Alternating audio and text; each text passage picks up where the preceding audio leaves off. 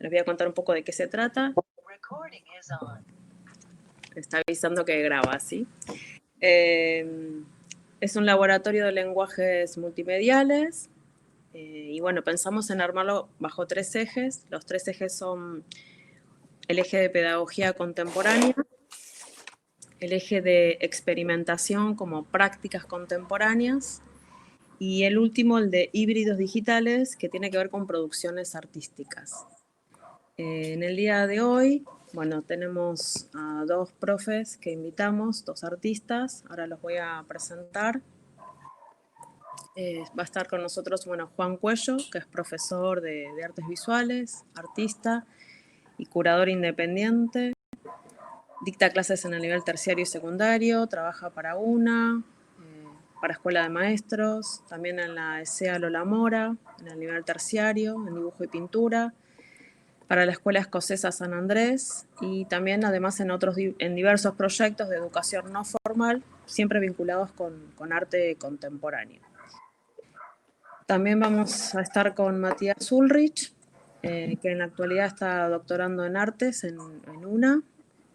Tiene un posgrado especialista en arteterapia, también de Luna, licenciado y profesor en artes visuales, en grabado y arte impreso por la Prilidiano Pueyrredón, UNA. Tiene un postítulo especialista en lenguajes artísticos contemporáneos y la Escuela de Maestros, en educación y derechos humanos, políticas socioeducativas, en nuestra plataforma Info de nuestra escuela, capacitación estatuaria como docente hospitalario y domiciliario. Y también docente del LOLA en el nivel medio y terciario, como grabador. Bueno, esto es un poco la presentación, los presento a ellos y bueno, cedo la palabra a Juan Cuello. Hola a todos, gracias por estar presente, gracias a la invitación, profes, y un placer estar compartiendo estas ideas con Matías, que es un genio absoluto, y son los genios absolutos que hay en el LOLA, en la institución, que está lleno. Y por los que no conocen a los profesores, investiguenlo porque hay gente muy interesante en la institución. Un poco la idea de compartir estas experiencias con los ejes que planteaba Gisela sobre el ABO, que me parece muy bueno como para charlarlo. Elaboré 2 videos un poco para que sea un poco más visual lo que quiero decir o lo que quiero compartir. Así que vemos los videos y después lo conversamos un poco con Matías y amplío un poco más lo que sucede en términos visuales. Así que, Marcelo, si andás por ahí, puedes darle play y empezamos viendo.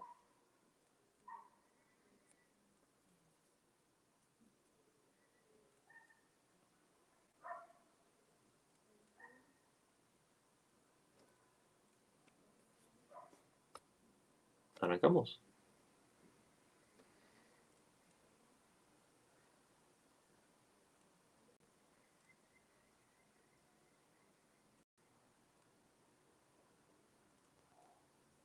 Macías, principalmente por cómo construye la narrativa de su práctica, de su hacer. Gota fragmentada, principalmente por cómo construye la narrativa de su práctica, de su hacer. Gota fragmentada, la manera en que ella decidió mostrar su proceso. Y es interesante porque primero es un proyecto que ella decide no hacerlo público, sino que iba subiendo estas producciones y las iba compartiendo entre los profesores y algunas amigas. Pero esta cuenta no era de libre acceso.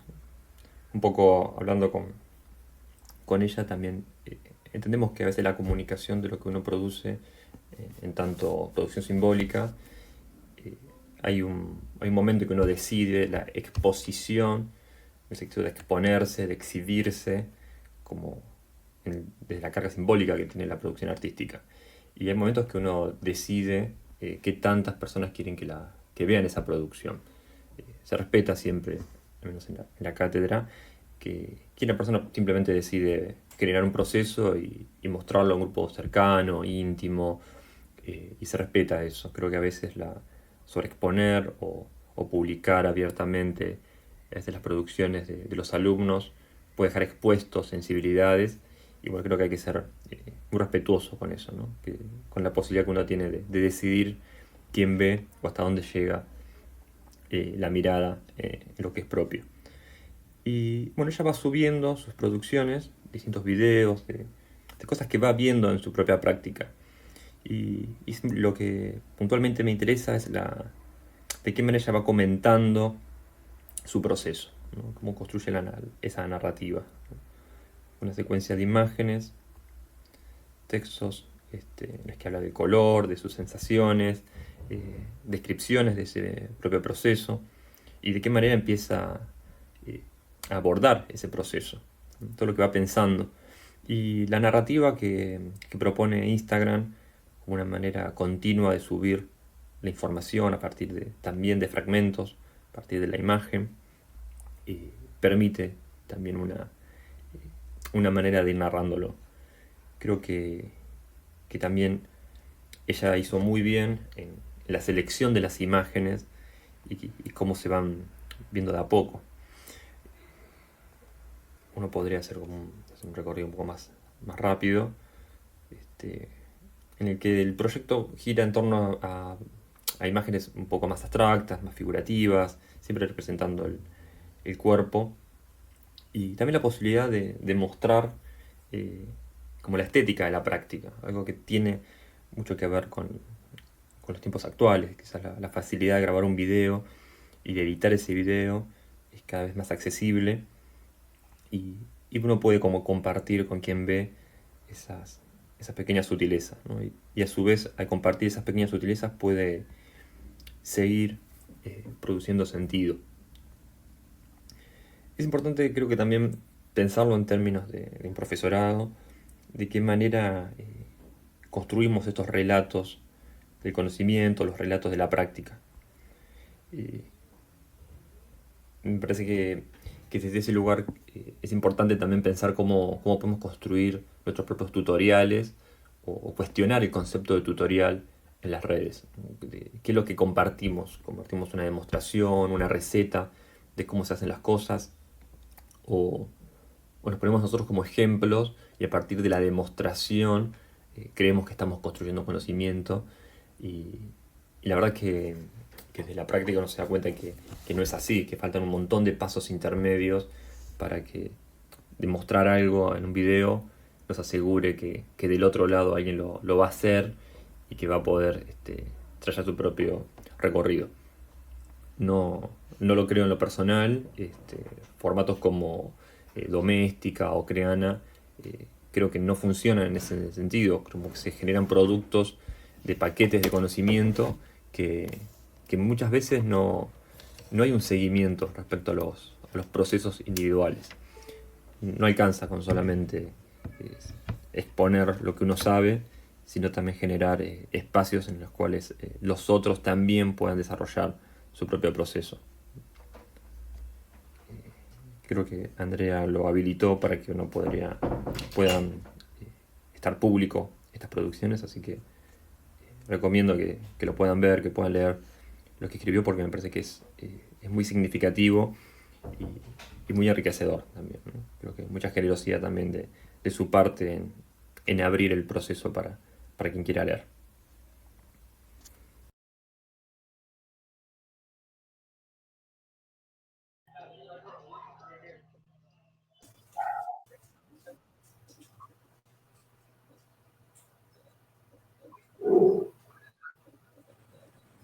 Juan, ¿querés hablar? ¿Querés comentar algo o querés pasar al segundo?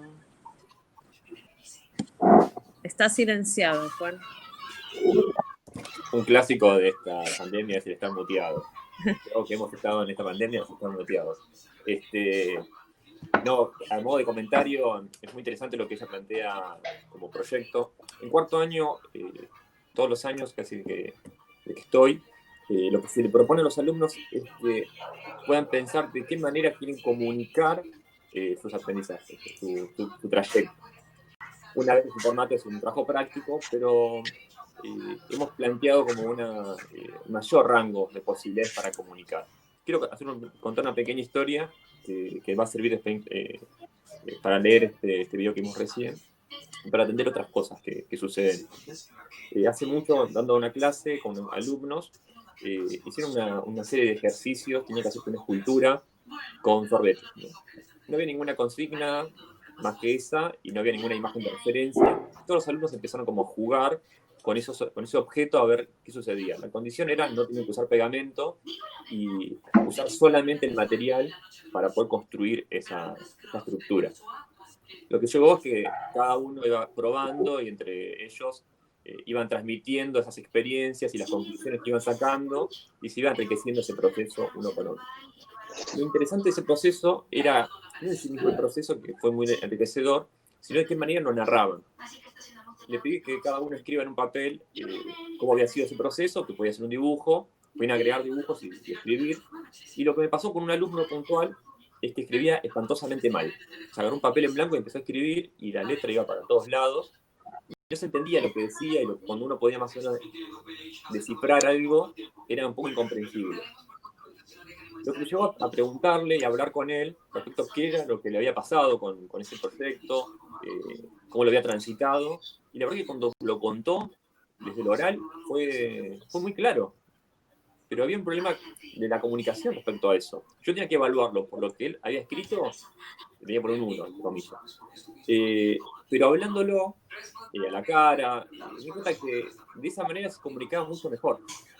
Creo que fue uno de los aprendizajes más significativos que tuve dando clases, que tiene que ver de qué manera comunicamos lo que sabemos. Algunos chicos de cuarto han hecho fanzines maravillosos, han hecho una publicación, un blog, en algunos casos puntuales, en el caso de Andrea, que armó todo un perfil de Instagram. Otros simplemente deciden mostrar y armar un archivo PDF con 4 hojas, y está perfecto, pero cada uno tuvo la oportunidad de ver cuál es la mejor manera de contar y construir una narrativa sobre su proceso. Seleccioné particularmente el caso de Andrea porque me parece que hizo un trabajo de curaduría sin proponérselo con esas palabras curaduría. Era muy interesante cómo selecciona y cómo escribe y lo que escribe cada una de las imágenes. Y por eso me parece que después es importante que lo puedan ver, ¿no? En el caso puntual de ella, durante su cursada, nunca tomó dimensión de lo que estaba haciendo. Al día de hoy no lo había puesto público, era algo como privado y un poco se decidió a abrirlo, así que lo pueden ver.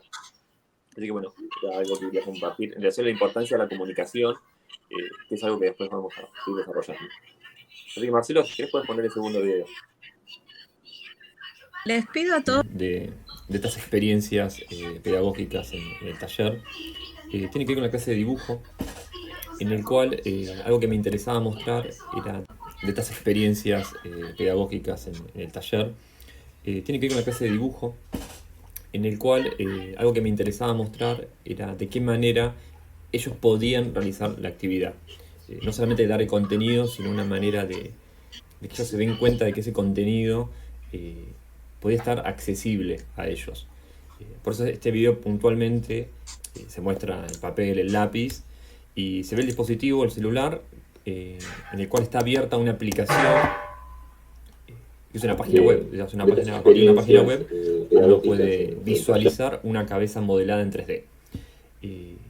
Lo interesante es que con el táctil del celular uno puede girar la cabeza, cambiar los puntos de vista, y puntualmente esta cabeza tenía mucho detalle y estaba bien hecha, lo cual me servía como para que ellos pudieran entender la forma y entender de qué manera esta cabeza era tridimensional y que ellos puedan decidir desde qué punto de vista querer representarla. Hola, bueno, vamos a... de esta manera como podría ser algo un poco más intermedio entre la experiencia, digamos, del taller y el poder trabajar en casa. Si algo que sucede constantemente en el taller es que se plantea que los alumnos descubran o puedan construir en su espacio, en su casa, un espacio para la construcción simbólica, pero también un espacio para la práctica del dibujo o la pintura, ¿no? La práctica artística, con una necesidad también de llevar lo que sucede en el taller al ámbito doméstico y también apropiarse a partir de ese gesto. Entender que el taller, o lo que uno extraña, a partir de ese gesto. Entender que el taller, o lo que uno extraña del taller, es la capacidad que el taller, o lo que uno extraña en el taller, es la capacidad que se expone en la práctica. En el taller uno está viendo lo que sucede. Sin embargo, en estas instancias virtuales, dependemos absolutamente de la comunicación para ver o para poder saber qué es lo que está sucediendo del otro lado. Es por eso que muchos de los videos del comienzo de la cursada estaban directamente vinculados a la corrección, ¿no? Los alumnos mandaban sus trabajos y a partir de los objetos o dibujos que enviaban, se empiezan a hacer correcciones, se empieza a analizar, se empieza a compartir correcciones que también serían las iguales a las que suceden en el espacio del taller, ¿no? Es una manera también como de dialogar a partir de las imágenes. Es muy importante cuando uno plantea el espacio de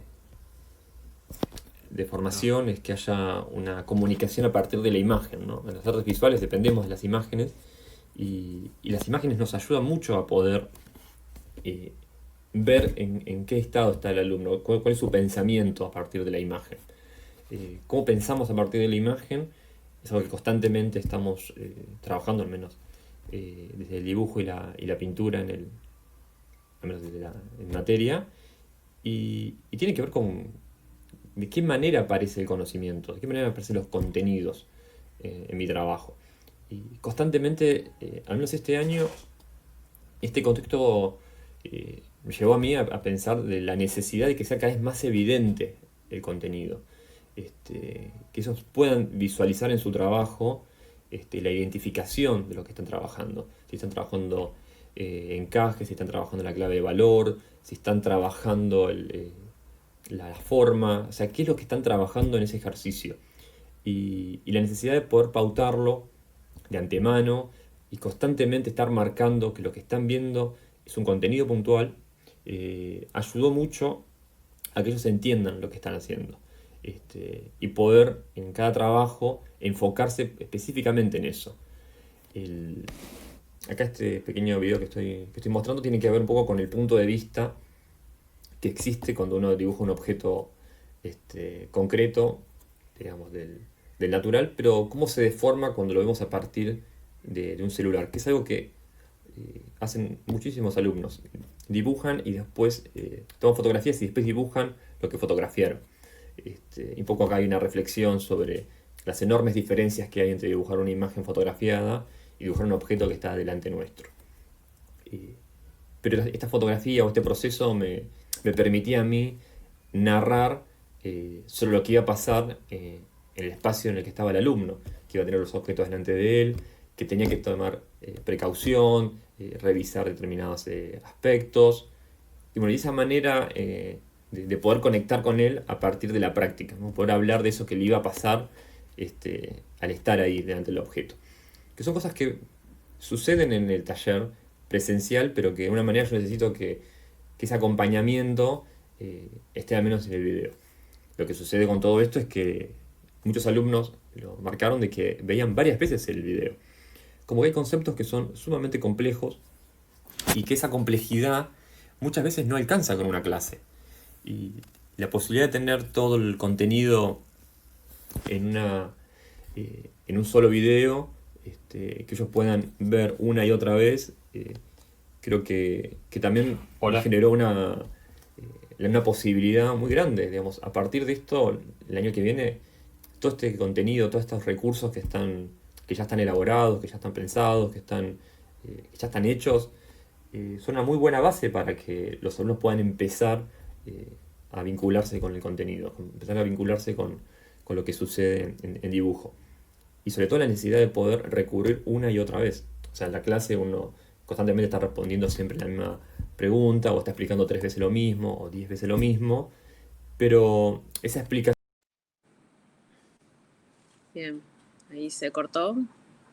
Puede dar, si además de darla presencial y poder, de la comunicación, ver cómo transmitir ese saber, la posibilidad del video creo que amplía esas posibilidades de que el alumno pueda llegar a vincularse con ese contenido. Y me parece que es Sí, se cortó el audio. una muy buena El posibilidad video. Igual podemos continuar. que surge a partir de esta coyuntura. Vamos a pasar a otra materia. Básicamente dibujo es 100% práctico, se basa constantemente en la entrega de trabajos para que podamos ver de qué manera van avanzando nuestros alumnos y que a su vez puedan también desarrollar hábitos. Pintura es mucho más complejo, muchísimo más complejo, porque en cuarto año lo que se plantea es la cuestión del análisis y la reflexión sobre la práctica, ¿no? De qué manera aparte ellos pueden empezar a analizar la imagen, el mundo de las imágenes, el mundo de la cultura visual.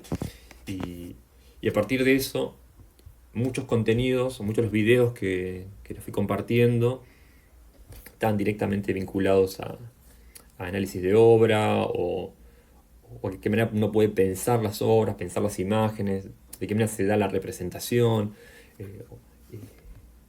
o todo el discurso que existe detrás de una imagen, ¿no? Y ahí empieza a entrar en juego también un poco la mirada contemporánea, de qué manera aquello que sucedía en el pasado repercute directamente en el presente y de qué manera desde el presente tenemos una mirada de lo que pasó, ¿no? Y creo que desde ese lugar empieza a haber un espacio como de la reflexión que depende mucho también de un ida y vuelta. Y acá en este caso puntual, el proyecto personal del alumno es lo que daba cuenta de su capacidad de reflexión. Y en este aspecto es mucho más complejo la no presencialidad, porque uno se queda como esperando la respuesta. Entonces hablaba de que algo de todo esto tiene que ver directamente con la comunicación. Cuando hay una práctica de taller, la práctica se expone, está a la vista, pero en la virtualidad se necesita la transmisión y la comunicación de esa práctica. Y si el alumno no se comunica, no comparte su proceso, es muy difícil poder analizar o poder acompañar los procesos de ese alumno. Y ahí empieza a haber un problema muy grande. ¿De qué manera? Creo que uno de los grandes problemas que trajo esta pandemia es el conflicto de la comunicación. Los que no tienen internet, los que no tienen un micrófono, los que no tienen una cámara, las distancias, todo el lenguaje gestual, el lenguaje corporal, que se pierde muchas veces, los silencios, cómo se plantean en una conversación, en una clase virtual, la sensación de que del otro lado no nos están escuchando o no nos están entendiendo, la pregunta que no tiene respuesta, preguntar si alguien tiene una duda y que nadie responda, cosas que quizás en la presencialidad también pueden llegar a suceder, pero uno puede ver en los rostros o determinados gestos si hay o no hay una comprensión de lo que uno está hablando. Y uno puede percibir si lo que uno está diciendo es aburrido, si es entretenido, si hay interés o no hay interés, y en base a eso profundizar, ¿no? Acá un poco... Juan, ¿por qué crees que no hay respuesta cuando pregunto? Se convertía en un monólogo muchas veces, que como profesor me aburre, pero que yo entiendo que los alumnos necesitan también que haya una clase teórica, visual también, y que eso, bueno, no más allá de mi aburrimiento, no en el sentido de que necesito que estén los alumnos también para que haya un ida y vuelta con la parte teórica. Que no estén ellos. Ya lo puedes parar ahí, Marce, ¿eh? Ahí. No, me quedé pensando en lo que dijiste, ¿no? ¿Qué pasa cuando a veces terminamos de explicar y justamente en el momento que es el intercambio, ¿no? El momento de, bueno, ¿qué entendí? Si hubo o no una comprensión. ¿Qué crees que pasa que no hay respuesta del otro lado? Porque lleva tiempo entender las cosas. Uno a veces trata de hacer una consigna, entre comillas, más simple, y hace por ser simple, uno la busca que sea más digerible, y mucha de la complejidad, que es lo más rico, queda de lado, ¿no? Entonces uno siempre plantea como una consigna que sea lo suficientemente amplia para que uno se pueda mover ahí adentro y pueda sentir o que pueda experimentar la sensación de libertad, que es para mí un poco lo que sucede en las clases de arte. Si hay un lugar en el que podemos experimentar esa sensación de libertad, es en arte. No creo que en matemáticas o en ciencias sociales nos permitan jugar con esa sensación de libertad. Es algo con la característica que tiene el arte. Claro. Y entonces uno a veces busca salirse del, bueno, ¿qué hay que hacer? Entonces a veces cuando uno plantea una consigna que tiene un poco más compleja, lleva tiempo hasta que el alumno puede llegar a digerir lo que tiene que hacer, ¿no? Entonces genera estos silencios que en la presencialidad uno lo va piloteando, como quien dice. Uno va a charlar con uno, ve que uno ya activó y lo deja y va con los que están un poco más distraídos porque están esquivando a esa problemática. Pero la virtualidad, de hecho, lo que sucede con secundaria es que yo les pido que apaguen la cámara, no hace falta, que la decisión de tener la cámara prendida sea una decisión de ellos. Creo que ver el lugar del otro, el cuarto de uno es un espacio muy, muy íntimo también. Y que uno lo abra para que cualquier persona lo vea, no tiene por qué generarse esa situación de incomodidad. Creo que los chicos se sienten muy expuestos cuando están en la cámara. Pero lo que, a contraposición, cuando tienen la cámara apagada, no sabemos si están o no están presentes. Claro. Entonces, un poco estas dinámicas generan esas confusiones, ¿no? Pero bueno, es un problema. Sí, claro. Bueno, vamos a pasar con Matías y luego dejamos un momento abierto para el debate, ¿no? Para hablar un poco de estas pedagogías y para hablar un poco de, bueno, qué pasó de marzo a ahora, ¿no? Y, bueno, cuánto nos ha atravesado a todos. Matías, ¿estás por ahí?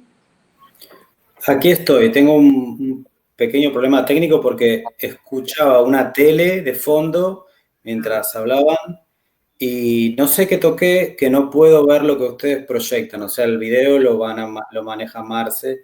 Todavía no, igual nada, quería decir eso. No. A ver, espérame que te encuentre, que hay varios. No sé qué toqué.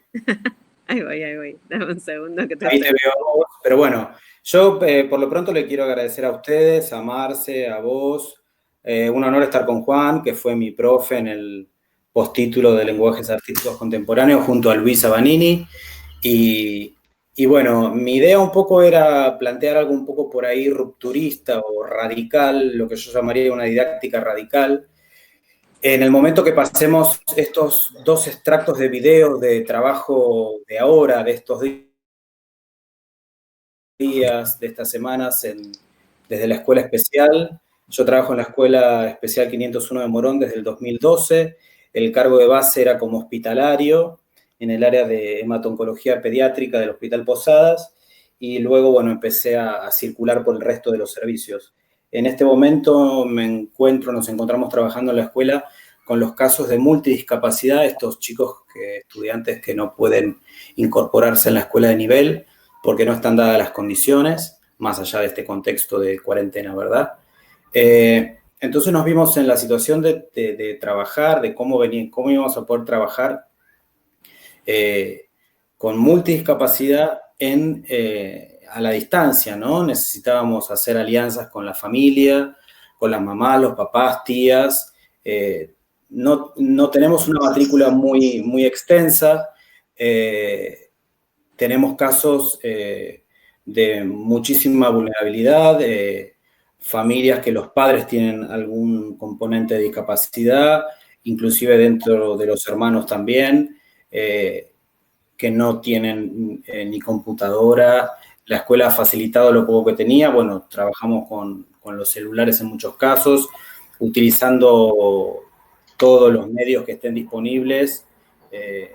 Creo que el único que no usamos fue el Jitsi, que lo estamos usando hoy, pero un poco quería dar cuenta de eso. Así que si querés, Marce, ponerlos, los videitos, yo no los voy a poder ver, me parece. Preferible el barro de última, a mí me Claro. gusta más.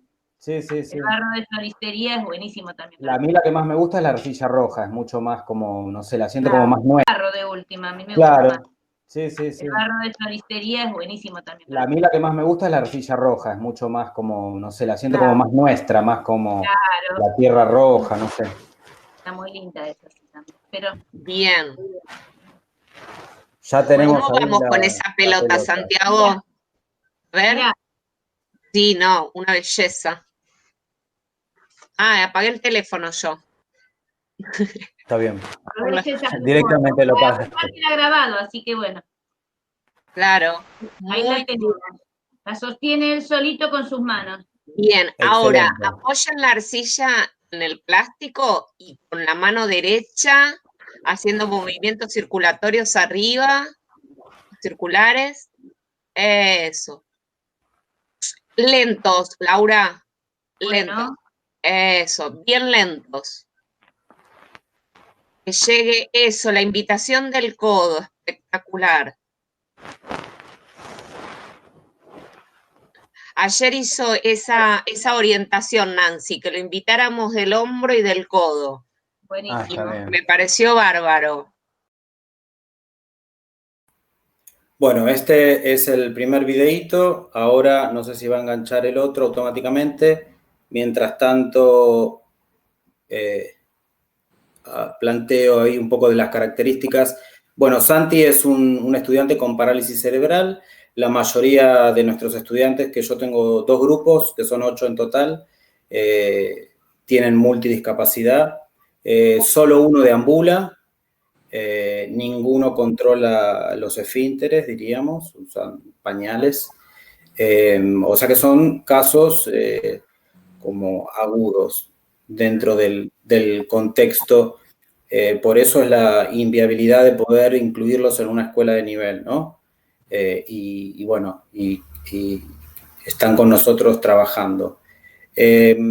Alejandra, la que me acompaña en el video, es profe de educación especial. Nosotros siempre trabajamos en alianza, trabajamos de a 2. La primera parte del año estuve trabajando con música, con el profe de música, pero bueno, después tuvimos que separarnos porque había algunos inconvenientes a la hora de coincidir horarios. Trabajamos en cualquier horario, en la disponibilidad de la familia, no la nuestra, porque los chicos por ahí no tienen conectividad, los padres trabajan, tienen terapias y tienen que disponer del tiempo para otra cosa. ¿Y qué más? Yo elegí este caso porque veníamos trabajando, la convoqué, trabajo en la UNA también en formación docente, en Educación, Arte e Inclusión, en la cátedra de Mañasco, y la invité a participar para también un poco dar cuenta de esto, de este trabajo que venimos haciendo, y la madre siempre estuvo, la mamá de Santi es docente, jubilada, muy buena predisposición, y trabaja a la par con él, obviamente. Y ella dice que le interesa mucho que se sociabilice lo que se viene trabajando en la escuela, que lo hagamos ver. La cátedra se llama Educación, Arte e Inclusión. Es una materia de formación docente que la tienen todos los chicos, de todos los lenguajes, los que hacen la formación docente, ¿no? Claro. Entonces la convoqué a Alejandra y bueno, dimos una charla el lunes, y este lunes que viene también va a estar en la comisión de la noche, y fue muy interesante y movilizante para los chicos ver una realidad por ahí que un poco les puede resultar anodina o desconocida. Yo siempre cuento que cuando tomé mi cargo en la escuela hospitalaria no tenía ni idea de que mi título me habilitaba para eso. Es más, jamás había entrado al Hospital Posadas y fue toda una experiencia muy movilizante. Nunca pensé que un estudiante podía fallecer, ¿no? En el contexto de la escolaridad. Pero bueno, eso existe y bueno, uno va tomando contacto con eso. ¿Qué situaciones fuertes, digo, que viviste y que te Totalmente. contaste, ¿no? Más allá, digo, de la pandemia, esto habla, bueno, de una sensibilidad mucho más fuerte. Sí. Por eso, a partir de la experiencia hospitalaria, también decidí hacer el posgrado en arteterapia, porque sentía que estaba flojito de papeles en muchos aspectos. Y sí, y de golpe te encontrás con situaciones totalmente desopilantes, y de esas anécdotas tengo un montón. Claro. No sé, Marce, si querés poner la segunda parte, si la Dale. encontraste. El segundo video. En la escuela se te acopla el micrófono y no escucha a nadie, así que es Sí, es así. chico, Así que bueno. lo podemos Sí, Mati, En la escuela se te acopla el micrófono y no ¿puedo escucha a hacer nadie, una así pregunta? que ¿Se abrió el es así. debate? No, Bueno, hola, bueno. ¿cómo están lo todas? podemos resolver. Buenas tardes. Sí, ya lo vamos a... Esto Hola, es ir Luisa. conociendo ¿Cómo andan? Bueno, plataforma y felicitaciones. cada- Me encanta este espacio que podamos encontrarnos Bueno. para revisar nuestras prácticas, Muy bien. ¿no? A ver, creo que se tildó, ¿no? Ahí A ver. está. Sí, dale, Luisa. Bueno, decía que qué bueno este espacio de encuentro para revisar nuestras prácticas y compartir las experiencias que estamos viviendo. Me interesa preguntar, Mati, si alguna de esas experiencias que tenés vividas tangencialmente, trabajo que estás llevando a cabo sobre las multicapacidades, ¿qué es lo que podés rescatar y hacer un puente para pensar las multicapacidades que tenemos incluso en la Lola, ¿no? Es decir, ¿cuál podría ser el puente para pensar en la aplicabilidad de metodologías, de dispositivos, de herramientas que se puedan potenciar mutuamente? Digo, lo que vos tenés en un trabajo, ¿cómo lo podés potenciar en el otro? Y así sucesivamente. Lo que tenés en el bagaje de la Lola, ¿cómo lo podés potenciar en el otro? ¿Se entiende? Sí. A mí a veces me ven como un bicho raro, porque no soy un poco todo y un poco nada, ¿no? No me considero ni artista, ni tuve una etapa de mucha producción, inclusive viví en el exterior y pude exponer y producir, y todo fantástico, pero me encuentro más ahora como de acompañar al otro, no sé, en otra etapa.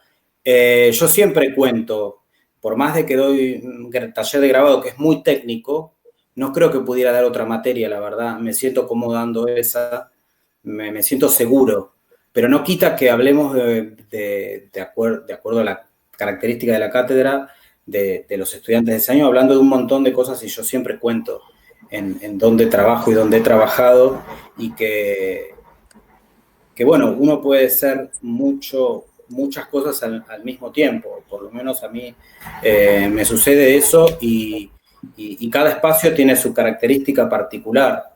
Es como que yo siento que llevo un poquito de todo a todos lados de lo que me sucede. Muchas de las experiencias y lo que me ha pasado, por ejemplo, en el hospital, que hace poco lo tuve que volver a contar en una jornada, que tiene que ver mucho con el arte contemporáneo y tiene que ver con mi tema de investigación de doctorado, que el tema es el acto de creación en el contexto de internación oncológica pediátrica dentro del Hospital Posadas, ¿no? Eros y Thanatos ahí al mismo nivel, ¿no? Muriendo y creando, o creando y muriendo, o en el caso de enfermedad de riesgo de vida, ¿no? Sin saber cómo va a terminar. Pero es muy cortito, es el caso de León, un nene de 5 años que estaba en aislamiento, había estado en terapia intensiva muy grave, leucemia, y me pide a través de la mamá que entrara. Aislamiento es una habitación dentro de la sala de internación oncológica individual, donde están los casos neutropénicos muy bajos de glóbulos blancos, diríamos, que necesitan estar aislados, ¿no? Esto antes de la pandemia. Para mí hay muchas cosas que son normales, ¿no? Yo trabajaba con barbijo siempre que estaba en el hospital. Claro. Entonces, León estaba enojado. León era un pibe muy activo, muy creativo, muy inteligente, muy estimulado, que podía crear un cuento de la nada, le gustaba trabajar con bloques, con plastilina de colores. Y me dice, trae vasitos, témperas y alcanzame la botella de agua. Y me dice, bueno, poneme agua acá. Le pidió a la mamá, a Leticia, me acuerdo que se llama la mamá, que se fuera de la habitación. Y y empieza a poner agua y me dice, bueno, poné la roja acá, la amarilla acá, empieza a revolver, muy frenético, y yo ahí absorto, digo, León, ¿qué estamos haciendo? ¿Qué estás haciendo? ¿Me querés contar? Me dice, estoy haciendo un preparado, pero todo muy serio, ¿no? Como si fuera un boticario. Me dice, estoy haciendo un preparado, pero ¿un preparado para qué? No, yo estoy preparando algo que me voy a tomar, algo que me va a curar. Para mí eso fue como... Cada vez que me acuerdo me emociona.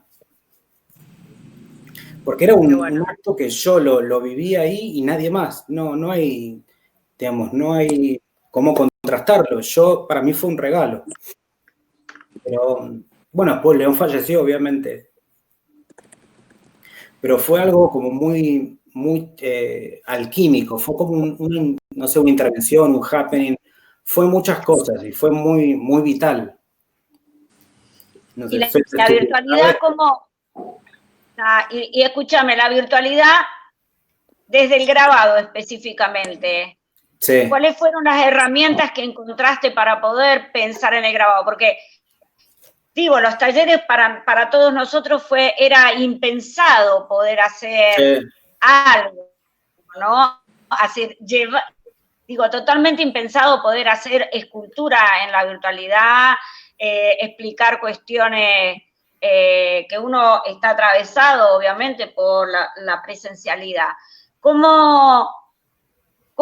¿Qué herramientas encontraste? Y bueno, obviamente, gracias a Mr. Internet y YouTube, encontré bastante material. La preocupación, como lo es hasta el día de la fecha, es primer año, que yo tengo primer año, y tercero, primer año sigue costando. Yo tengo un método de trabajo en primer año que es bastante estructurado para no tener que forzar todo lo que tiene que ver con la imagen propia. Entonces, el primer boceto, el primer grabado es como bastante geométrico y tutorializado de cómo tiene que ser el mecanismo, casi como un trabajo de visión, ¿no?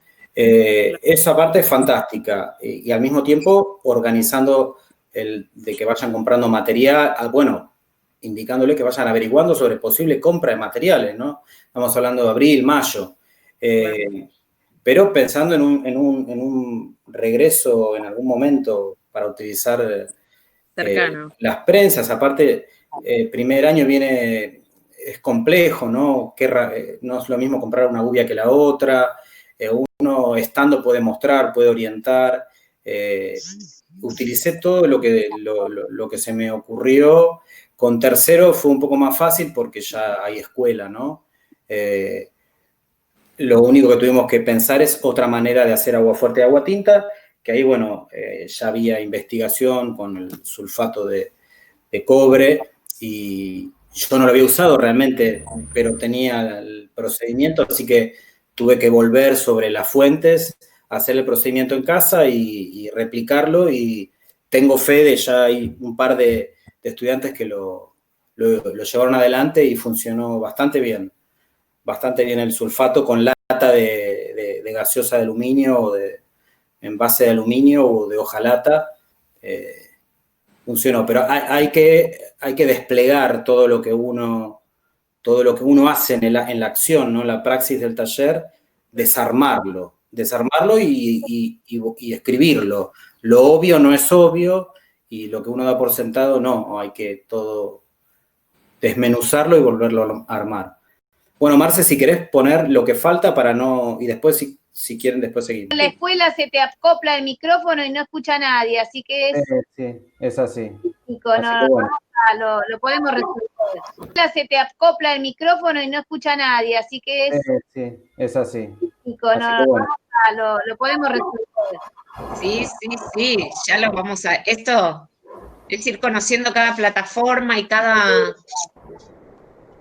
Bueno, muy bien. Y no lo pudiste escuchar casi, Santi. Bueno, después de mamá y mis señas. Mamá se lo contó, que es una maravilla. Pobre. Otra forma hoy, otra forma. Menos mal que lo soñé, yo pensé que lo estaban escuchando. No, en realidad, como te vimos enseñando y Laura lo estaba cantando, es como que no quedó mal. No. Porque Quedó ya muy bien. lo seguía. ¿Viste? Después hablan de lenguaje inclusivo. Bueno, esto sería lenguaje inclusivo. Y él como lo estaba escuchando y se quedó, yo vi que se quedó tan tranquila, digo, no voy a interrumpir diciendo que no Sí, no, por eso. muy bueno. estaba escuchándolo, aunque se lo cantaba yo. A veces La cara, también hay que aprender a cantarlo. la cara. De por Dios. Ah, viernes hoy, ¿eh? Bueno, Es así. ¿qué se va a hacer? Entre que estamos mal dormidos. Bueno, a ver, ¿qué pasó con esa mano? Quiero saber yo. ¿Con qué? ¿Con la mano? Con la mano, ¿qué pasó? Acá la tenemos, la mano. Claro, ¿cómo quedó eso? Quedó bárbara. Mira, pasé por arriba el anticipador, todo. A ver. No, te lo puedo creer. Es más, nos quedó de un lado lisa, Claro, que es de donde puso él la mano, porque obviamente hubo que, para poder sacarla de la del- bolsa. donde yo la había puesto, donde la estampamos, hubo que alisar un poco y cortar, pero del otro lado nos quedó texturada. Claro, la Ah. bolsita. Del lado de atrás Claro. tiene toda una textura muy linda. Sí, Muy bueno. como si fuera de piedra. Y como, claro, y esta quedó como hundida y esta quedó más sobresalida, no tanto, pero sí tiene toda esta textura re linda que sirve para hacer una página o algo. No sé. Sí. Y decime una cosa, ¿ya la vio Santiago? ¿Ya la había visto? ¿Se la mostraste? La vimos cuando se estaba terminando de secar, no la había visto así así acá, está llena de... A ver, el toque esto que estás diciendo de lo liso y lo arrugado, porque está mirando como que a ver de qué estamos hablando. Es el molde de su mano, a ver. A ver, Claro, Santi, la mano ¿ves? entra. Que quedó, pero mira vos, quedó de un lado lisa y del otro texturada. Queda un poco como con la textura de la cueva, ¿no? De las piedras de la cueva. Sí. ¿Viste? Todo tiene que ver con todo. Texturado, pero bueno, Claro. qué linda. Así, y quedó como, Mira. ¿ves? Tiene Sí, como con una curva. como una curva, así como Claro. que se levantó al secarse. Sí. Sí, al contraer la arcilla cuando se seca hace un poco eso. A veces puede inclusive partirse. ¿Viste? Ni bien se secó, hizo esto. Claro. Entonces quedó lado texturado, que era el que estaba para abajo, quedó así medio como garra. Claro. No, de la cualquiera lo vamos a pintar de los dos lados. Sí, buenísimo.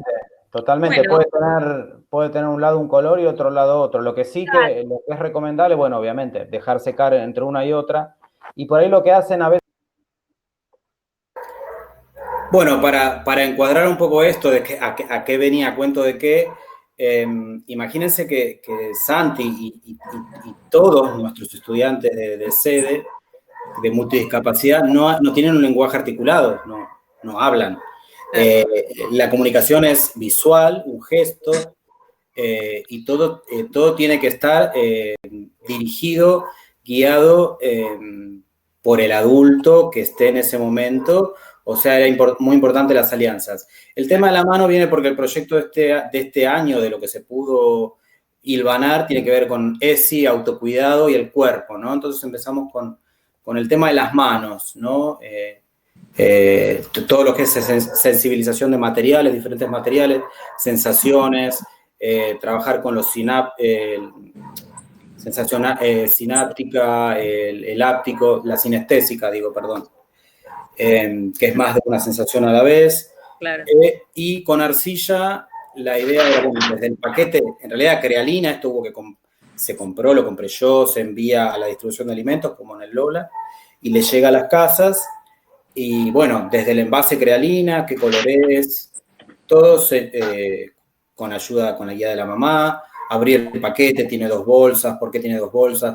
Tomar contacto con el material, amasarlo, en la primera parte se ve que hace como una pelota con la arcilla, después estirarlo con el palote, hacer una pequeña superficie, cortar, apoyar la mano, hacer presión, cortar con ayuda al relieve, eso que se seque. Y lo de la cueva que se nombra es porque después estamos en una escuela, estamos atravesados por las efemérides Día de la Diversidad Cultural, como estábamos con las manos, tomamos la cueva de las manos, vimos un pequeño documental. Piensen que todos estos son estímulos que no pueden ser más de 40 minutos, no los sostiene, No. ni Santi, ni por ahí ningún otro de los chicos. Tenemos casos todavía más complejos, de más habilidad, mucho menos atención. Entonces tenía que ver con esto, con el tema de la cueva de las manos. Luego esto sigue por el brazo y va al rostro. Ahora estamos con el tema de armar un soporte con cartapesta para imprimir esa mano, ¿no? En positivo y en negativo.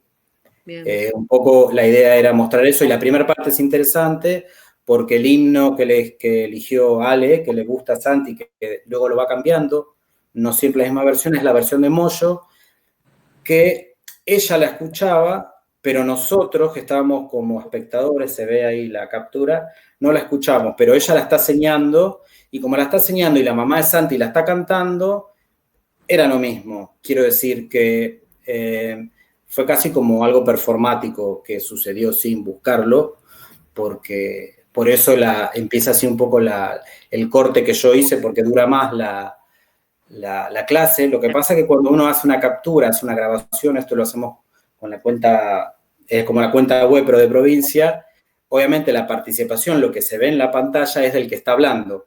O sea que por ahí Santi está trabajando, pero al no haber un sonido, un ruido que haga que gire de alguna manera, por decirlo análogamente, y se fije la imagen ahí, por ahí aparecemos nosotros. Entonces es muy difícil hacer un recorte de lo que se vea cuando está trabajando, que en realidad siempre es laburo guiado, ¿no? Bien. Es a través de una mano arriba, una mano abajo, acompañando, pero bueno, me pareció que era interesante poder compartir y que también los estudiantes tengan en cuenta que no es que les van a tocar siempre estudiantes con estas características, pero son personas que existen, que forman parte de nuestro mundo. Pues justamente, bueno, quería preguntarle a los dos qué pasa con esto de las prácticas pedagógicas contemporáneas, ¿no? Yo insisto mucho con mis alumnos en el sentido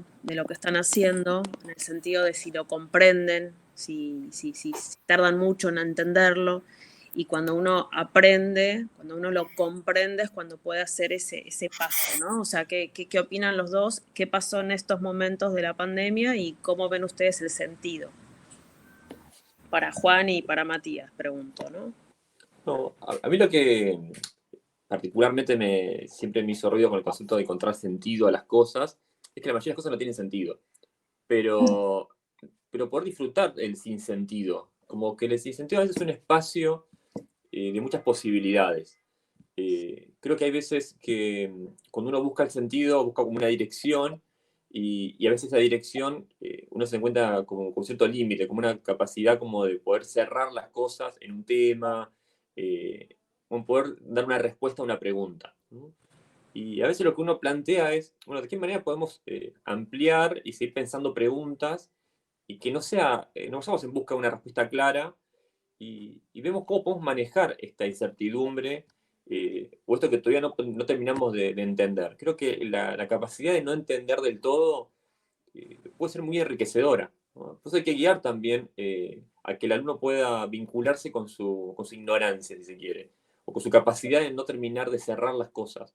Lo que yo noto que a veces es que hay como una desesperación por cerrar las cosas y que la gente le diga, o el que el profesor le diga, qué es lo que hay que hacer. ¿Cómo es esto? Está muy bueno eso, Juan, que decís, porque realmente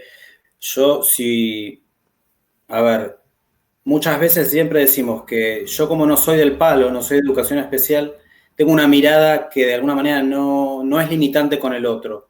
No por desconocimiento, sino porque mi expertise es otro. Siempre está el pibe por delante de la discapacidad. Siempre es un niño, un joven, un estudiante X, ¿no? Después atrás viene el legajo. Pero a veces a mí me jugó muy a favor trabajar con la intuición, no con el saber erudito del diagnóstico, de la caracterización, que es súper compleja y día a día aparecen cosas nuevas. Sí, creo que los profesores, lo digo porque a veces lo he hecho yo, y con el tiempo uno siempre se está como repensando la práctica, que creo que a veces los profesores, en vez de evaluar, terminamos juzgando a los alumnos. Y con este contexto, cuando el alumno no se conecta, o no prende la cámara, o no hace una entrega, creo que se habilita muchas veces a juzgar por qué el alumno no lo hace. Lo comento porque es una conversación con docente que dice, no, Zuro está jugando los videojuegos, o Zuro se quedó dormido, por eso no se conectó. Y a veces como que en este contexto se habilitó mucho a esto de juzgar al otro de por qué no está ahí. Y también uno se empieza a dar cuenta de que todas las situaciones, todas nuestras vidas son completamente distintas, y uno empieza a tener una empatía, que se da cuenta de que no todos pueden acceder a internet, a un espacio. O sea, es muy complejo estar frente a esta cámara y que no se esté cortando internet. Somos muy afortunados. Podemos tener esta charla, incluso compartiendo se traba un poco y demás, pero seguimos avanzando. Pero es muy difícil para los chicos. Repito, el problema no es decir la virtualidad, el problema es la pandemia.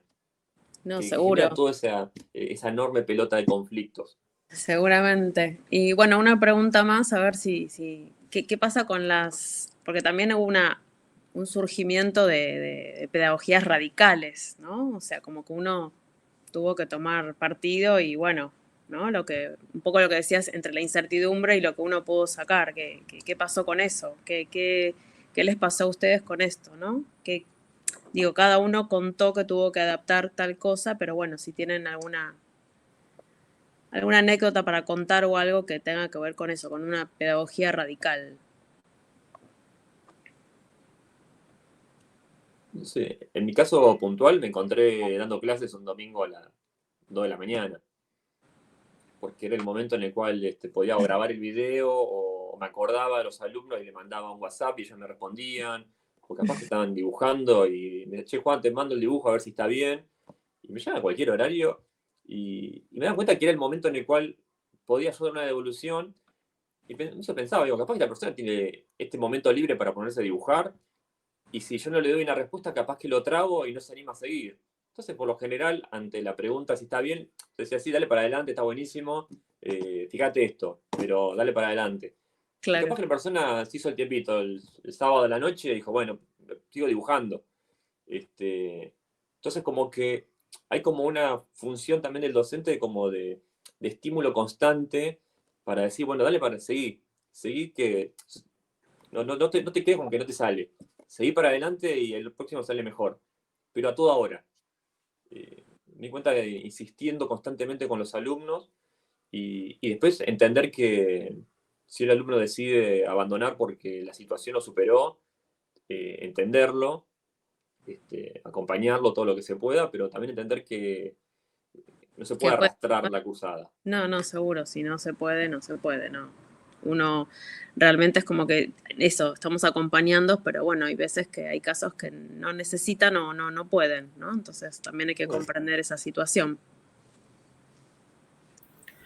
Sí, en mi caso, yo por ejemplo también me tiene que ver un poco con mi manía de los dispositivos. Me vi respondiendo mensajes a cualquier hora y después, bueno, por ahí yo como estudiante pretendo lo mismo de otros docentes, ¿no? Y bueno, cada uno es como es y está bien que sea así, pero bueno, a mí me enganchó la parte maníaca de estar respondiendo y tratando de resolver, que no me queden actividades en rojo, ¿viste? Como una locura así. No, de ir como limpiando eso y que no quede pendiente, pero sí, yo me he visto en reuniones, por ejemplo, a través de una videollamada, que yo no es algo que uso, con una madre muy particular, y se nos ocurrió siempre con otra docente, no hacemos intervenciones solos, porque son menores, claro. Y estamos dentro de la casa, ¿no? Claro. Bueno, a mí se me ocurrió decir que el proyecto de este año estaba atravesado por las ESI. Entonces, bueno, la madre empezó a comentar que su hijo se tocaba y que ella qué podía hacer. Claro, todo devino en una cosa como, bueno, pero no nos interesa que nos cuente tanto en este momento, la clase va de plástica. Claro, es como una cosa como que nos superó, pero claro. Bueno, son caracterizaciones que vienen por ese lado. Sí, como que hay que tener mucho cuidado porque uno está metido ahí y dentro de la casa, y el tema de las fotos, si vos comentás, che, vi el trabajo, pero ¿cómo viste el trabajo? ¿Dónde lo están publicando? Viste, es un tema. Sí, exactamente. Sí, es un tema, la verdad es que sí, es difícil y sobre todo, bueno, ¿no? Las cosas cotidianas que uno tiene, que por ahí estabas cocinando y decís, un momento, ¿no? Y te acordás de apagarte la perilla del horno. También pasa eso, ¿no? Digo, nos suceden como muchas cosas estando en casa y hablando con gente que está en su casa, ¿no? Es sumamente complejo. Creo que en estas situaciones como que uno nunca se termina de entender cuándo dejó de trabajar, y cuándo está trabajando, y la cantidad de pendientes. Yo tengo la sensación de que debo 80 millones de formularios, de tabla, de correcciones, de llamadas, de mail. Es una sensación que me persiguió todo el año. O sea, siempre me persigue igual, pero ahora lo siento como mucho más presente. Es como que llamé en un momento y dije, no puedo estar en todos lados. Claro. Pero que requiere como mayor interacción con todos, la institución para con los docentes para con los alumnos, digo, en el profesorado y también en el secundario. Claro. Hay como mucho ruido también. Estamos un poco atravesados por eso.